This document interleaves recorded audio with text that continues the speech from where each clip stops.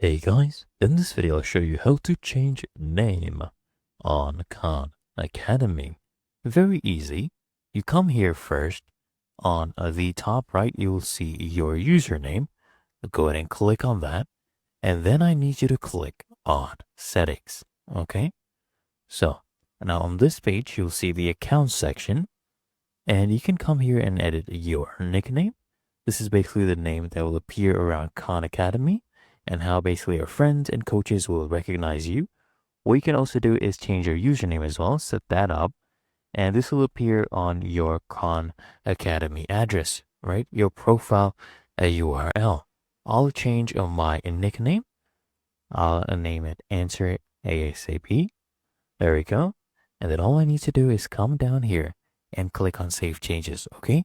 Make sure you save your changes. It'll give you this pop-up. Go ahead and click on OK. And there you go.